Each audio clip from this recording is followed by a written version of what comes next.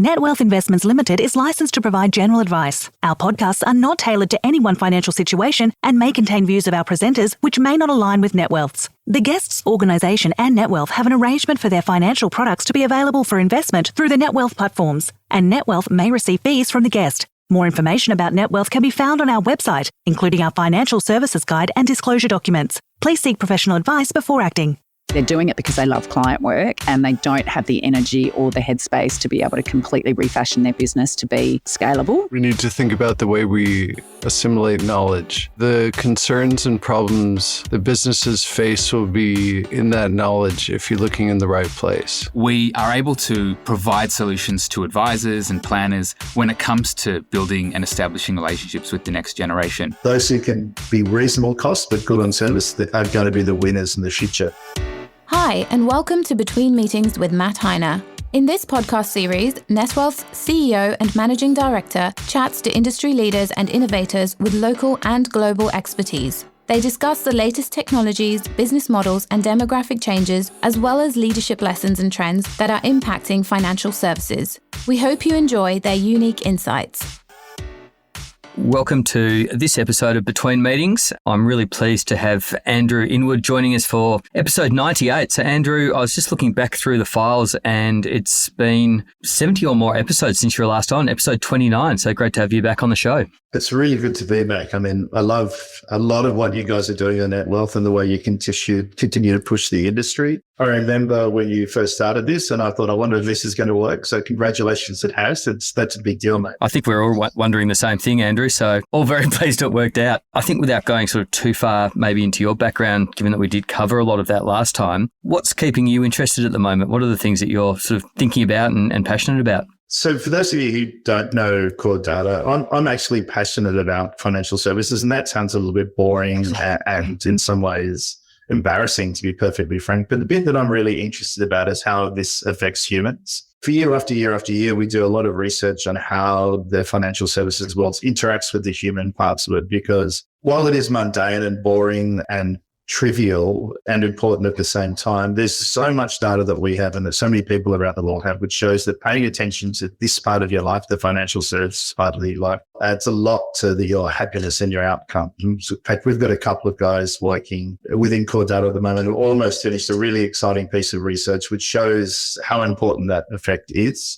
For a long time, since the 1970s, The Economist magazine, better than others, produced a piece of research that financial planners are important, but they do work that they don't think they do, which is do record keeping and management and planning and allowing people to map forward. So we've kind of modeled that time after time, but the data is coming out that it is now as important, if not more important, than actually owning a home, in terms of how people see their future and in terms of actually making people wealthy, just concentrating on that. And the researchers kind of worked that out and said, well, it turns out it's a bit like seeing a GP. It turns out if you pay attention to your health, if you don't eat too much, you exercise regularly and eat the right foods, you stay healthy. And the same is true about financial services.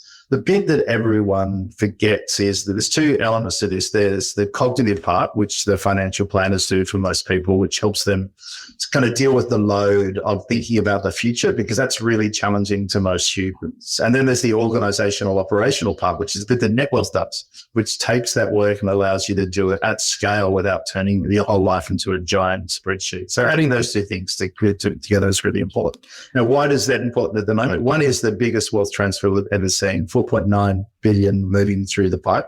That's easy to see. It's probably as much as 10 billion more because the government doesn't count housing in that. And of course, that's got to change state and form and some sorts of.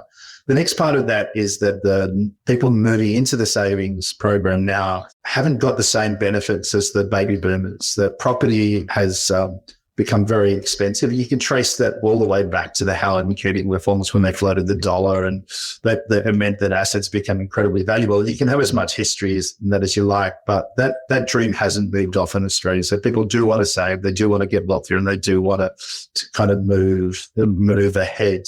So there's a really big inheritance bias in Australia, which is unusual in most countries. So people do want to leave money to their children and their grandchildren. And there's also a really big bias towards home ownership and a bias to kind of a comfortable lifestyle. So understanding that means that financial planning and financial advice and the kind of subsidiary services that like the things that NetWealth provide become really important. Here's the challenge though. It's really, really poorly done in Australia, and we're seeing lots of examples of that at the moment. I'm not going to go into them because it feels pretty tough to say, let's call out these people for the mistakes that they're making, though Matt and I just had a long conversation about it before. But we can see that happening, and we think, how is this possible that we've got to this point? How are we surprised by the intergenerational wealth transfer? How are we surprised by the fact that people can't get a step? How are we surprised by the fact that people are going to need to concentrate on? Yeah, that's what's happening. So that's got me very excited. It's got me very excited globally. You know, one of the things that we're obviously very passionate about and trying to change where we can is financial literacy. And we also talk very much around financial capability. So the difference between actually understanding money and reacting in a particular way when circumstances actually transpire. Having tracked this for some time, how are you seeing financial literacy and potentially financial capability evolve in the Australian market? Are you seeing it improving, not changing at all? Where do you see the opportunity? The kind of interesting part about this is it's not changing particularly, and it's not changing particularly well. The complicated part about my life is that I'm a complete mutt, like ethnically and geologically, and there's a lot of those people in my world. So I have these kind of three parts to my family. We've got a very Catholic part of the family, and the Catholics are really interesting, right? Because they think that life is a transitional place to heaven, so they're trying to do everything they can now and look after the church and doing all those other things. On the other side, I've got this kind of Jewish part of my family, and they don't really think about heaven that much, and they don't really think about hell that much. They think about the now. And there's this kind of bit in Hebrews, I think it's 13:22. My cousin was put it on Facebook over the weekend, which is basically that you've got to leave money to someone else. As part of your job as a good person is to construct wealth, pass it on, and to educate the people in those services. And she's a teacher, but she's concentrating so hard on teaching her children about financial literacy and all those kind of things. The Catholics aren't, mate. They're concentrating so hard on being saved and being interesting. It's like, well, this is really interesting. But at a general level, this hasn't transpired or changed. We've been tracking this for 2 decades now. No significant change in terms of it's coming in lumps. And those lumps are often kind of ethnically focused or educationally focused, but it's not transcending across the group at all, no matter how much effort we put into it. There's so much research on that, Matt. It goes back to the 1950s when most people can't do intertemporal decision-making. They can't think about the future, and it actually causes them pain. I forgot the name of the guy who did the research in the 50s, and his first piece of research at Yale was, would you like $5 now or $15 in 3 weeks? And everyone said, give me the $5 now. Very, very few people were able to say, give me the $15 in 3 weeks. He did the same research and where he looked at people making plans for their lives. And the people who did make those plans and executed it retired early, they retired richer, and they had more satisfying careers. So that's 3 things. But is it actually working at scale? The answer, it appears to be no.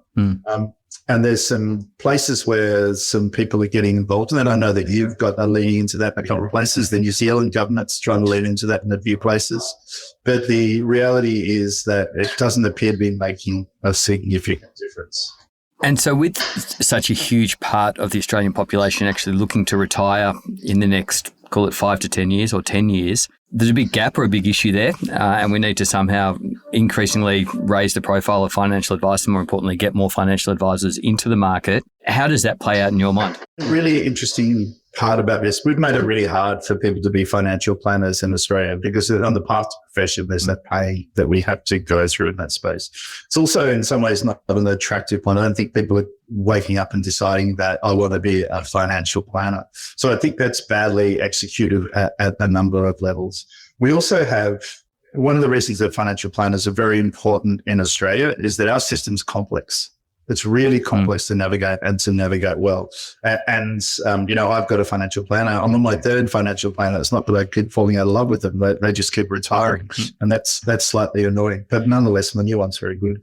But the point around this is that we do need to supply systems for people to understand their opportunities, their risks, and their outcomes.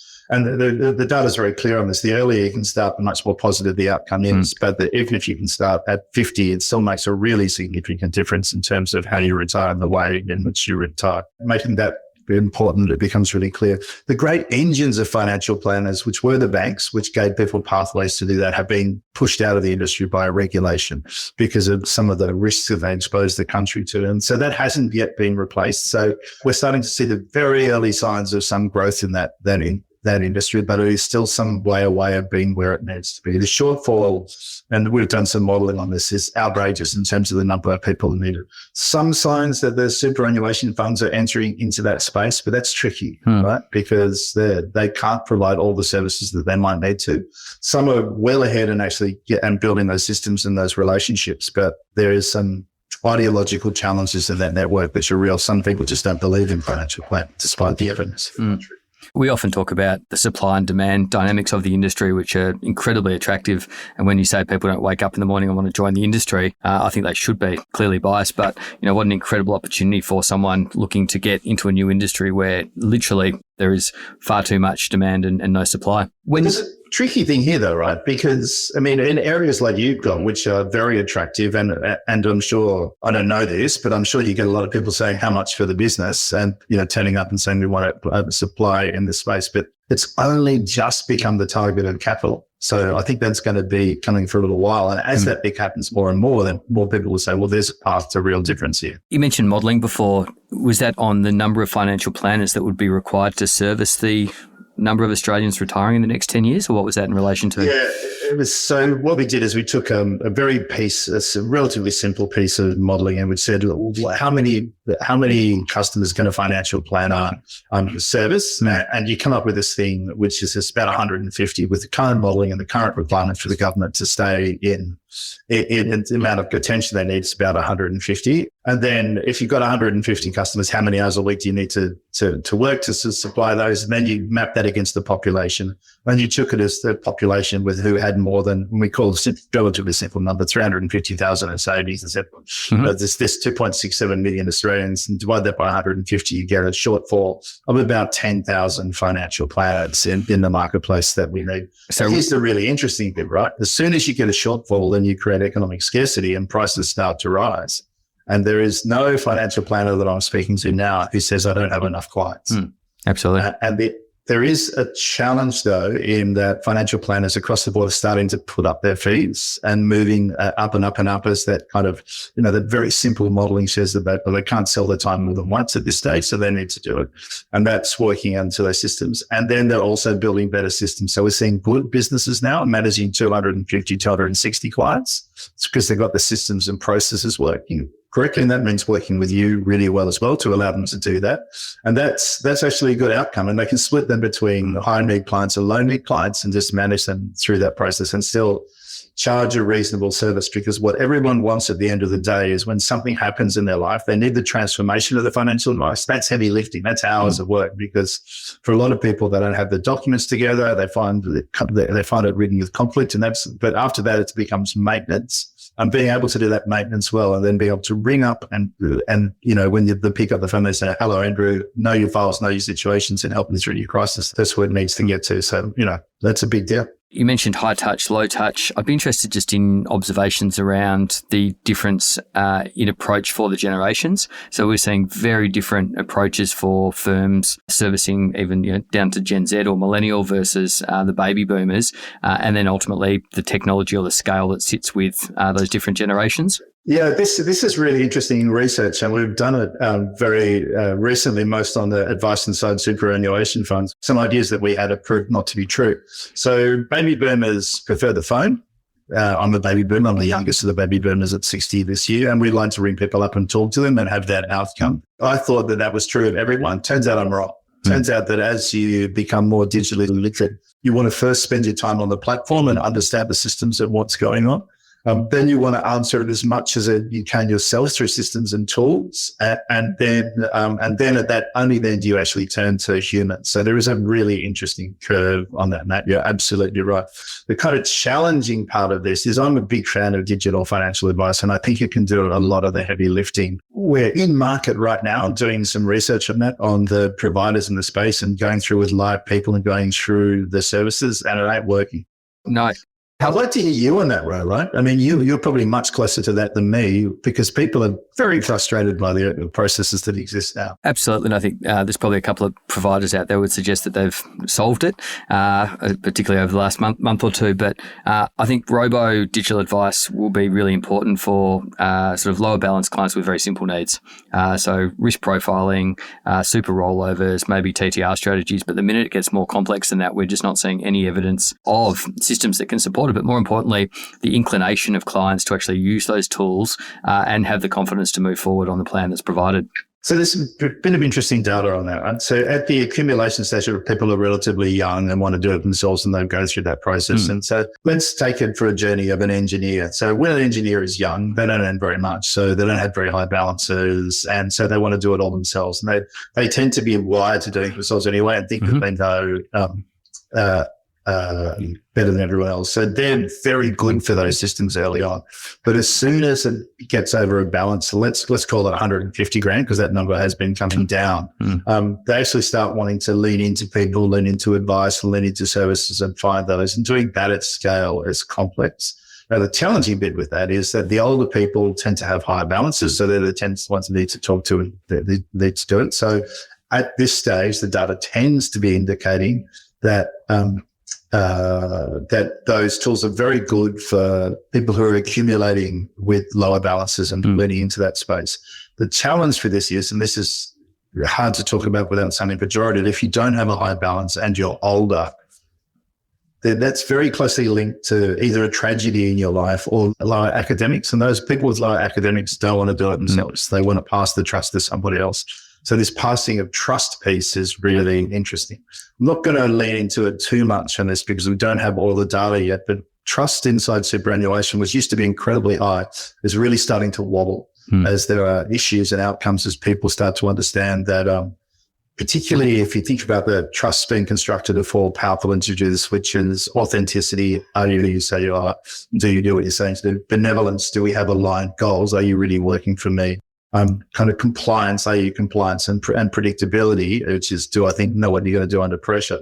Two of those are really wobbling. Benevolence, people are starting to understand the fees and go, well, that's not what you said. And now I can see all these hidden fees. And you don't actually answer the phone when I'm calling you. And then predictability is that you're starting to move around under pressure, and that's starting to worry me. So trust is starting to wobble. And I think without sort of going into an us versus them discussion, we're certainly seeing that with different sectors of the super industry at the moment, where coming out of the Royal Commissions, you saw outsized flows going into the industry funds. And for the first time in the last quarter, we've actually seen that invert as people now understand the value of advice and are happy to pay for advice. That's exactly right. So you're seeing two indicators at work there. One is trust in those funds is falling, and we've got sort of linear data on that. It's quite interesting. And the other thing is that as people get higher balances, they are seeking advice. And advisors are really good at explicating value. And the net winners of the people who are explicating value is not just the lowest fee, but the most efficient system. Because the fee range is pretty small, right? So within 50 basis points, but the service range is extraordinary. So it's like 600 basis points. So those who can be reasonable cost, but good on service, that are going to be the winners in the future. And for some businesses, that's a long way because they haven't invested in service for some time, and they will, and it'll come back, but it's just going to take time. And I think the retail sector certainly recognise that they can offer very efficient solutions at very low costs for those lower balance industry funds, and we're seeing really good flows from that particular segment. But equally, as they do near retirement, great larger balances moving across as real advice is put in place and requires better access and efficiency. One of the interesting outcomes of that, and we're just working on this as we speak, is that for the first time we're seeing growth in SMSFs from younger people. And sort of lower balances. Is that driven, do you think, by some of these very low-cost brokers offering superannuation or SMSF solutions, or is it that they are looking for more control on their super and pricing coming down? So two things. One is that pricing has really come down. Well, three things really. It's much easier to do. There's a very good quote from a focus group we were in recently where one of the young women said, this is the only super fund which does actually return all profits to members. That's a great, that's good line. It's a great comment. Yeah. she's right? So everything she keeps on this. She's a young doctor and who's just taken control of it herself because she's in Adelaide. I think she's a gastric surgeon. She was based in Adelaide, and she was saying every time I contacted my super fund to move things around and do things, it was taking 6, 7, 10 days to do it, and opportunities that I'd seen had gone. And so I just took control of it myself. The other interesting stat that I've seen a few times actually regarding self-managed super fund trustees is that they're all incredibly happy with their investment performance. Yes, that's always amused us. We were thinking the long gold, the long resi property, the long cash, and they look like absolute geniuses at the moment. But they are all very happy with their performance. It's very interesting, Matt, and it's a well-known anecdote inside CoreData. As we once met a man who just left his business. Well, he was a chairman of a business, and he had one of those houses in Camaret which overlooks the water, and his office was downstairs, and he had 9 screens. He was spending an hour a day running his money. And we said to him, "How did you go last year?" And he said, "I made about 9% return." And his wife was sitting with him, and one of the young researchers who was on a learning mission said, "Really, the market did 13% last year?" And his wife just kind of looked away, but he was very happy. And I thought, he's just happy down here playing with his money. I mean, he's got enough money, it doesn't really matter. So that hedonistic bias is a real thing. But the interesting part about it is the fastest growing segment aren't seeking hedonistic bias. They're seeking control and independence. So it's a change. Imagine a world where wealth technology is simplified. With Australia's #1 platform for overall satisfaction and value, you don't need to imagine. Netwealth is continually investing in new tools and platform features to optimise your staff productivity and to give you and your clients the best user experience. With our managed accounts functionality, bring new efficiency and scale to your investment operations. A world of technology awaits. Discover it at netwealth.com.au/woo. Rated by Investment Trends #1 for overall satisfaction by users from 2014 to 2022. The industry, a lot of the statistics that we see still seem to very much focus on the individual, but the reality is that advice is often for a married couple or a family, and that seems to get lost in a lot of the discussion around, risk profiling, efficiency, and everything that goes with it. What are you seeing as far as changes with how the industry are thinking about the household wealth? The fastest growing segment that we're seeing in really good advice businesses is that they are having those household and multi-generational conversations. The reasons for this are really clear. We started doing this work almost a decade ago in Europe because they're a little bit ahead of us on the age curve because they didn't have the importing of people that we did after the Second World War. But really good businesses having that intergenerational conversation, starting to grow their portfolios really significantly. And there's kind of 2 reasons for that. Is going back to one of the points I made earlier, Australians do have a big inheritance bias. A lot of Australians are really worried about mistakes being made after the passing of the people who build the wealth and that it's going to go somewhere. And they're going to trust those good decisions to the advisors. But there's a generation coming through who are set to inherit pretty large amounts of money. And if you take the kind of high net worth segment, of which it's called 250,000 Australians with more than 2.6 million. So they're going to inherit a kind of couple of $1 million each. If the family's been well run and they die at the age they're expected to, which is in their middle 80s, then the children are going to be in their 60s. They're not going to be requiring the assets that they need to. So the idea of the will handover is something which is really growing fast. Now, good businesses are all over this and they're doing a very good job at having that conversation. Why that's interesting for us 2 reasons. One is that the families who go through that process are so much better off. My father passed 4 years ago and our advisor got a lot of work and we had to pay him a lot of money, but I was really happy to say, I'm not in charge, call Matt. I'm not in this different Matt, not you, call Matt. I mean, I know I was the executor, but I didn't want to be in the minutiae of it. So Matt got to write a big bill and we were very happy to pay for it because he had to manage annoying family members. Then the second part about that is that if you've got an advice business and you're having the conversation with the second generation, not only do you help them a lot, but you tend to be able to add a real longitudinal value to your business. You keep about 70% of the asset in that. People go and buy a car or they go and buy a holiday or they pay off their house or they pay the school fees of those things, but the bulk of it stays with you if you're doing a good job of that. If you don't do that, then you keep about 15% of it. So you can understand the value of your business really well if you say, yeah, I've got a good multi-generational conversation going on with my top 20 families. Well, I think it's actually worse than that. And we've recently acquired Flux to try and help with that intergenerational relationship piece. But the statistics are quite frightening in that only 30% of the next generation stay with their parents' advisor. And so if you think about the damage that could be done to a practice that's not thinking about it, it's very significant. Yeah. I mean, a few years ago, I was at a principals conference up in the Sunshine Coast, and I was talking to an advisor I know very well from the South Coast. when I said to him, what's the average age of your client? I think it's 78. I said, okay, so how are you going with the intergenerational business? Because the business closes in 10 years because everyone dies between sort of 85 and 90. And his kind of eyes went wide, and the young woman who was working with him, so I've been trying to tell him that for 5 years. And it's like, I did what every coward did when I obviously caused some tension, as I disappeared to get another drink. The next morning we sort of sat down and chatted about it. And then he said, I thought about that last night. We need some help on that. Can you help? And I said, yeah, let me give you some letters that we've written. Let me give you some proposals to how to have that conversation.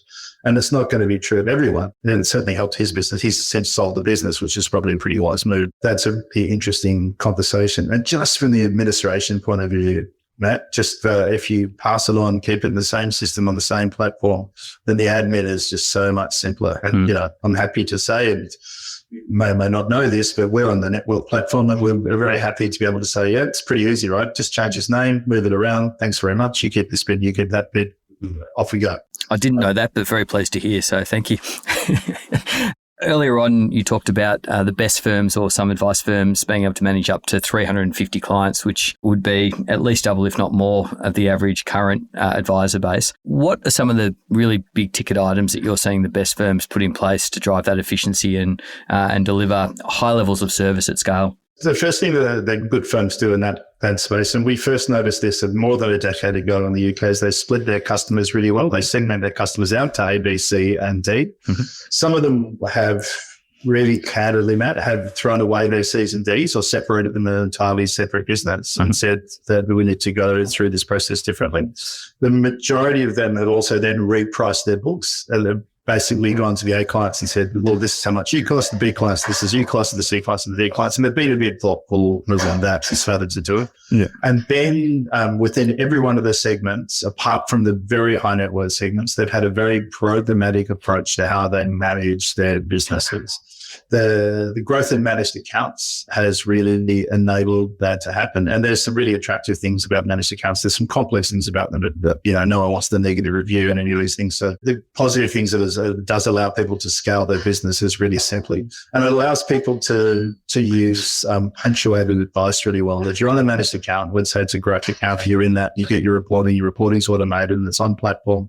It allows you to scale that up really significantly and to be able to charge reasonable fees to do that. One of the trends that we've observed, particularly in the UK, the USA is a bit more of a kind of an open system, but the UK and mainland Europe is that they have a managed account service. When you come for advice, they charge you a time-based fee for that. If you're a sort of an A-class client, then you get a certain number of hours. But if you go beyond that, they simply charge you directly and say, okay, well, this is now advice on £215 an hour. And this is going to be minimum scalable piece is half an hour. So let's go through the process and talk through that. So, and there's much more focus on, I hesitate to wait to say this, but if you thought about this in a kind of clothing brand, they have a brand which is just jeans, right? We're just producing jeans, we're producing 501s. And if you want them tailored, then it's an extra cost. You can come in and we'll spend some time with you, but they are much more focused on the process of running their business. So they're less likely to be an artisan financial planner, and they're much more likely to be a person who's running a financial planning business, and they want the business to focus on it. Their investments in systems and processes is starting to be really significant, and they're leaning into those systems and processes and allowing that to do the heavy lifting, and they're providing the high-end services to the high-end services. As you know, Matt, I do a couple of speeches a year. And I do that. And I was mentioning some guys in the UK who were doing that and done that really well. They've just sold their business and they got 13 times earnings, which I thought was a lot. But they have been investing in the systems and processes for years, more than a decade. They started 2005, 2006, really investing in the systems and processes and doing it. And so when it came to being sold, they almost had the portfolio businesses that were managing for about 3,500 clients. They had about 700 high net worth clients who they were just doing high net worth, who was much more service fees. So they had 5 financial planners and then just a room full of people who were just essentially managed accounts for a large number of people. It was about £3 billion on that platform after they got to it. So it was significant and they worked really hard on it. And they started in regional specialization. They grew it out and they grew it out and they grew it out. And what happened was, I mentioned that in a few speeches, and some of the more ambitious Australian financial planners simply contacted them on LinkedIn, jumped on a jet and went over and mimicked them. But those businesses are just going from strength to strength because they've built out the platforms, they've built out the processes, and they're just leading into that. You can see puddles of that in Australia. Do you remember the sort of margins that they were able to generate? No, I don't know that answer honestly off the top of my head, but it's, that'd be significant. It was pretty reasonable. And particularly, there wasn't a lot, I thought, on the managed account businesses. I didn't think they were making a huge amount of money out of that. I thought they were doing okay.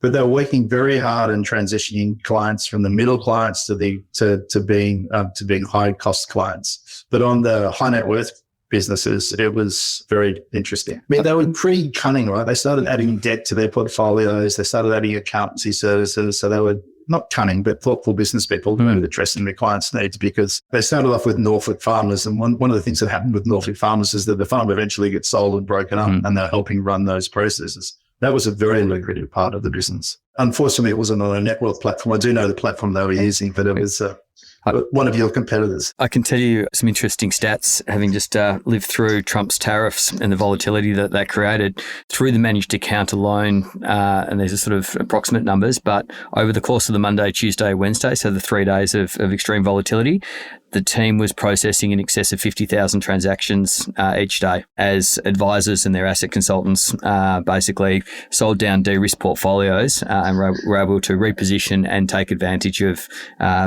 sectors or the market as it happened almost in real time. I'm expecting to see a spike in inquiries because it's periods like that you remember how difficult it is to actually to run very bespoke portfolios unless it's in a very high net worth space.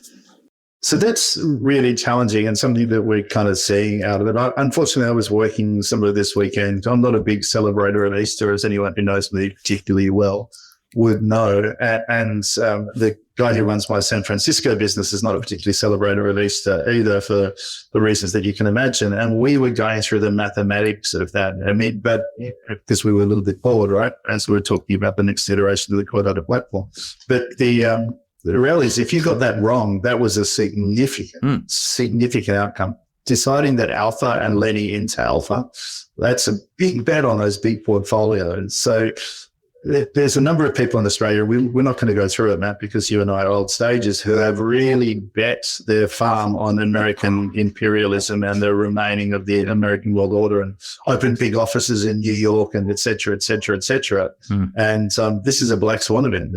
I can't see in the next 3 years of this returning to what I was, but very good at putting tariffs on and very poor at taking tariffs off. My favorite anecdote of that is that the stamp duty, which is a tariff, was or a tax, was introduced to fund the war on Ireland by Elizabeth I, and yet we're still paying for the cost of stamping things. So I mean, there's some bananas tariffs out there, 10% on Australia when we're in a trade surplus with them. And I don't understand it, but it doesn't really matter, right? This doesn't seem to be a logical thing. No, I think we could probably do another whole podcast on that. So we'll stick to the script. But with people smarter than me, mate, there's plenty of who know more than me about that. Well, I think everyone's scratching their heads a little bit at the moment. So managed accounts, I think it's a clear and obvious way to really scale a business. What are some of the more fringe cases that you've seen, or technologies that are coming in? AI clearly is starting to have a big impact. AI servicing is a big deal. AI calls are going to be a big deal, the best in the world, particularly in the US. I know that you guys did a tour there recently. They're doing an incredibly good job of that. Even little old CoreData has built an Andrew bot, much to the amusement of everybody, because, and so to the point where, we need to be talking pretty quickly in our family about having particular words that we use, because it's pretty easy to mimic me, and for all the obvious reasons. So that's going to make a big difference, particularly for the low-end service calls. We have to think that we're right at the start of that curve. So the kind of building the responses, building the communications, and building those things are very good. That's been coming for a while. The good firms are already over the top of that. And that firm that I was talking about in the UK has been using that kind of outcome for about 4 years. And good firms in Australia are really embracing it as well. The challenge with that, and this is the bit which is going to be tricky, is that does lead to homogenization. It leads very quickly to homogenization. So for the mass, that's going to be fine. But for the top of the market, that's going to be really, really different. So we are going to see this kind of tailoring skill really start to rise as people do need to make the most of that. But I don't know that we need to solve for the wealthy. I do think we need to solve for the mass. who's responsible for that becomes really interesting and really important.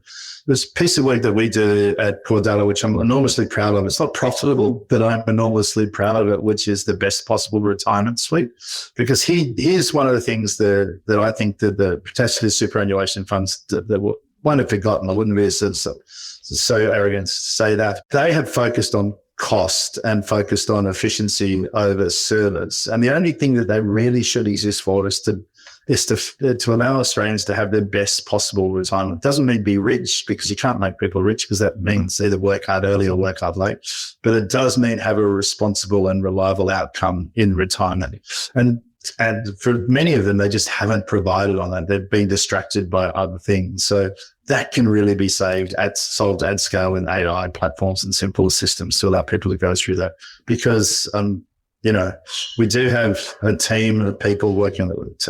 Two, I suppose that's a double standard. So two people working at the moment of the gap between the promises and actions of the superannuation funds. And it's really confronting. Some are brilliant, right? There's some really great ones out there. UniSuper is a standout example, but there's others where it's really bad. So are you suggesting that the answer is an automated or dynamic investment program as opposed to some of the other tools and, I guess, approaches that are being used currently? So there's two things there. One is a dynamic and investment program that's got to be part of that, but there's also got to be a dynamic and investment communication, which has also got to be part of it, to do this thing called cognitive anchoring in terms of what's going on.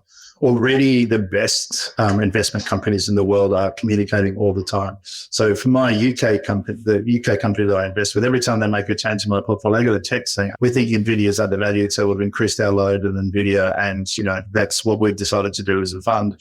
And they do these things, to a certain extent, they ignore their failures, but every time they've made a good decision, they remind me that decision has worked out really well, yada, yada, yada. It's been an uplift of this much in the portfolio. And so you're constantly reminded. So it's building up this kind of buffer of good outcomes in terms of what's going on.